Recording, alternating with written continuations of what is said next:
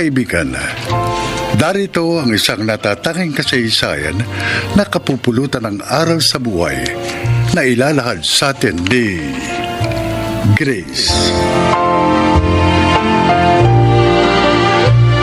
Maaga ako naulila sa ina at hindi ko rin kinagisna ng aking ama. At dahil doon, kaya hindi ako nakapagkolehiyo. At upang may matirhan, pagiging katulong ang naging trabaho ko. Pakinggan po ninyo ang aking kwento.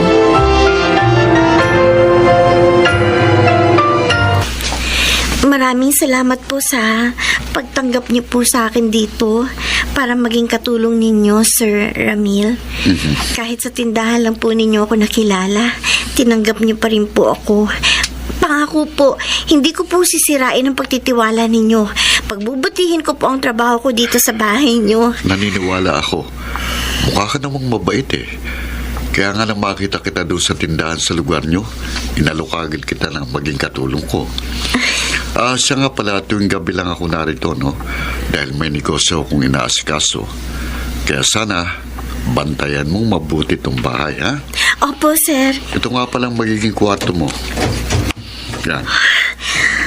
Ang ganda at ang linis. At may maganda rin pong kama. Salamat at nagustuhan mo. May aparador ka rin dito. May electric fan na maaaring magamit. Oh, iayos mo na ang mga gamit mo para makapagluto ka na ng hapunan natin. Opo, sir.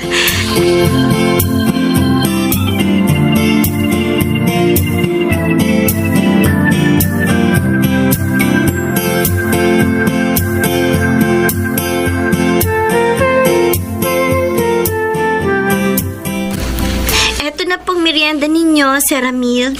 Ma'am Jenny. Salamat, Grace. Sige na. Iwan mo na kami. Opo. Sure ka ba na mapagkakatiwalaan ng babaeng yun, Ramil? Oo naman. Mabait at masipag si Grace. Bakit ba? Kasi masyado siyang bata para pagkatiwalaan mo nitong maganda at malaki mong bahay. Baka mamaya magnanakaw pala siya. Ikaw din. Manakawan ka. Hindi na gagawin yun. Mabuti siyang tao. Sobra naman yata ang pagtatanggol mo sa kanya. Sa tindahan mo lang naman siya nakilala, di ba? Hindi niya alam. Nagtanong-tanong ako sa lugar nila tungkol sa kanya. At lahat ng mga nakausap ko, iisang sinabi, mabait siya at mabuting anak. Mahirap nga lang siya. Kahit na. Para sa akin, hindi ka pa rin dapat maging kampante. Ay, hindi bale. Madalas akong pupunta rito para masubaybayan siya.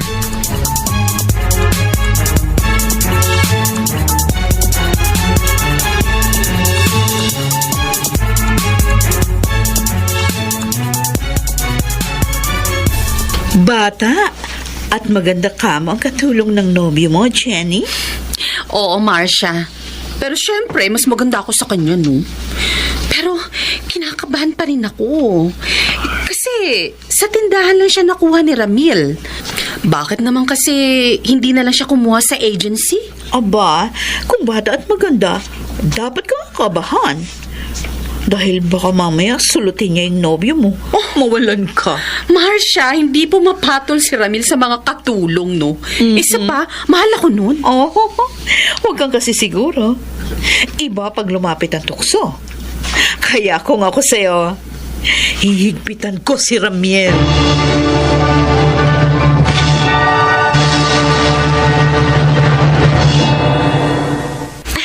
Kayo po pala, Ma'am Jenny. Oo, ako nga. At sinong lalaking to? Si Jimmy po. Kapitbahay ko po siya doon sa dati kong tinitirhan. Nanliligaw sa'yo? Opo. Magandang gabi po, ma'am. Ang galing mo rin, ano? Wala ang amo mo pero nagpapapasok ka ng lalaki sa pamamahay niya. Ma'am, nandyan po si Sir Ramil. Nasa kwarto po niya. Ha? Maaga po siyang umuwi dahil masakit daw po ang ulo niya. Narito na po siya nang dumating si Jimmy. Totoo po yun, ma'am. Ay, bahala nga kayo sa buhay niyo. Bisit. Mukhang masungit ang nobya ng amo mo, Grace. Akala lang niya siguro, hindi alam ni Sir ang pagparito mo. Pwede kayang bumalik ako rito? Gusto ko lang namang makatiyak na okay ka dito. Tsaka para makita na rin kita. Sasabihin ko muna kay Sir Ramil.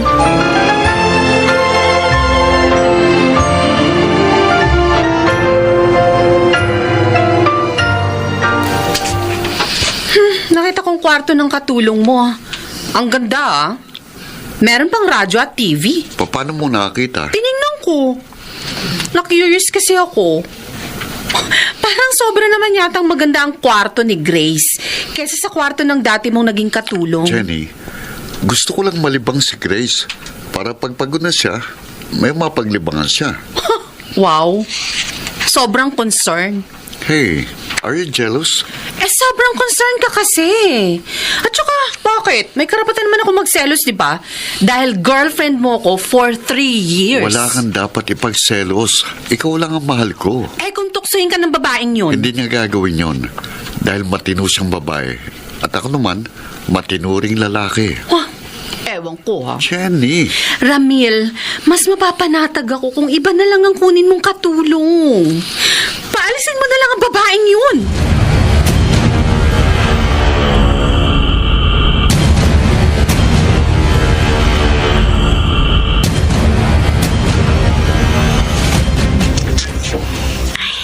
Tapos ko nang hugasan ito mga plato. Tuyo na rin lahat. Ililigpit ko na para magawa ko naman yung gusto merienda ni Ma'am Jenny mamaya. Grace! Diyos ko, nabitiwan ko yung mga plato. Ano ba yan? Napakatanga mo naman! Tinawag lang kita! Nabitiwan mo na yung platong yan! Hoy, alam mo ba kung magkano yan, ha? Ang mahal niyan! Sorry po, Ma'am. Sorry ka dyan! Nagulat po kasi ako sa pagsigaw ninyo sa pangalan ko eh. Aba! Hindi ko po sinasadya. At kasalanan ko pa ngayon, ha? Kasalanan ko pa, kasalanan ko pa, ha? Ma'am Jenny, tama na po. Yan ang bagay sa'yo! Ang kurutin! Dapat nga sa bunutan ka pa eh! Gagang to? Pati ako idadamay sa katangahan niya! Oy, humanda ka pagdating ni Ramil. Sasabihin ko, palayasin ka na dito! Wag naman po, Ma'am. Wala po ako matutuluyan. Wala akong pakialam, no? Hindi dapat sa bahay na to ang tangang katulad mo!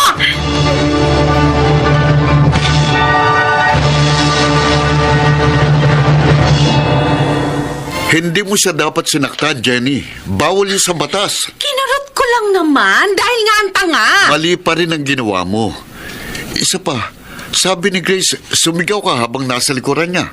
Kaya nagulat siya at nabitiwan ang mga plato. At mas naniniwala ka sa kanya kaysa sa akin, ganon? Sa akin ay kung ano lang ang tama. Bakit ka ba ganyan? Sabihin mo sa akin, may gusto ka ba sa babaeng yon, ha? May gusto ka ba sa katulong mo? Sinabi ko na sa'yo, di ba? Wala akong gusto sa kanya. Bakit ba ang dumi ng isip mo?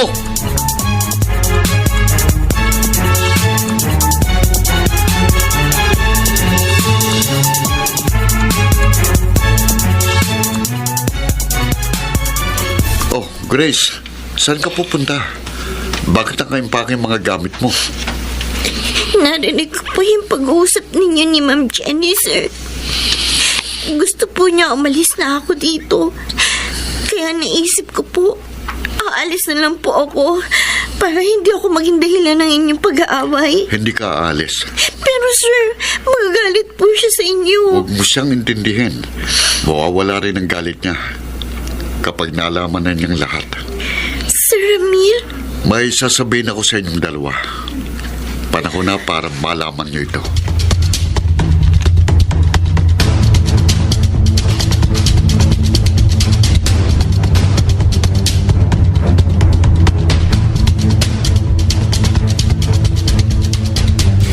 Mas kinampihan pang katulong niya kaysa sa'yo?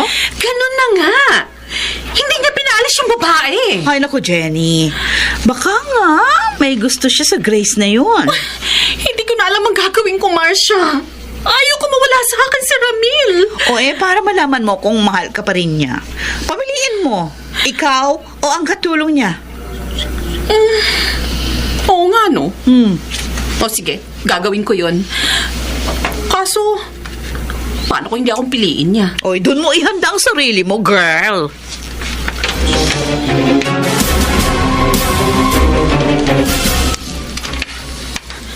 Bakit ba kailangang isama mo pa babaeng to sa pag-uusap natin? Dahil may bahagi siya dito. Sir, naguguluhan po ako. Ano po bang gusto ninyong sabihin? Grace, gusto kong malaman mo na kaya ganitong concern ko sa'yo dahil... Dahil ano? Sabihin mo na! kapatid ko siya sa ama. Ano po? Yun ang totoo. Nadistino noon si Daddy sa probinsya at doon niya nakakilala at nakakarelasyon ng nanay mo. Nalaman ni Maming lahat.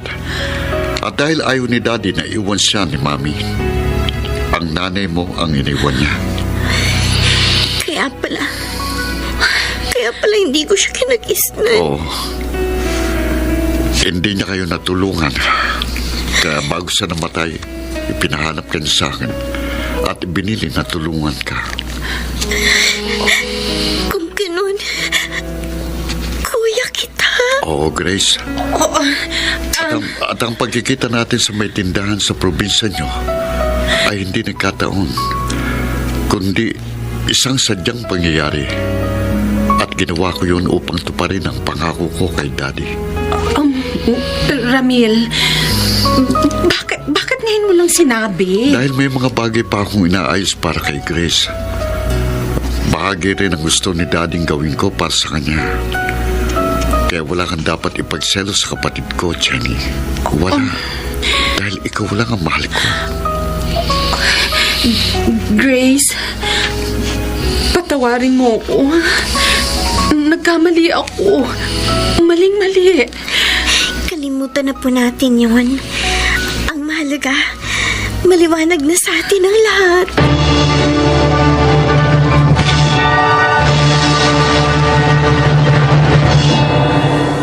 Iyon ang naging simula ng pagbabago ng buhay ko. Ngayon, ay close na kami ni Ate Jenny at nag-aaral na rin ako sa kolehiyo. Tunay ngang sa bawat kalungkutan ay laging may kasunod na kaligayahan. Ako po si Grace, dating kasambahay, at ito ang aking buhay. Napakinggan po ninyo mga kaibigan ang isa na namang magandang kasaysayan ng buhay. Mga nagsiganap, Jeneline de la Cruz, Baynard Landicho Jr., Fidel Benjamin, Rosana Villegas, at Chiquit del Carmen Amor sa papel na Grace. Naglapat ng angkop na tunog Jerry Mutia sa musika ni Buboy Salonga. Supervisyong teknikal Bong Boyar at Eric Lucero. Creative Consultant Phil Cruz. Production Assistant Anching Cruz. Ito'y mula sa panulat ni Telma Corporal Alcantara. Sa direksyon Salvador M. Royales. Ito ang aking buhay.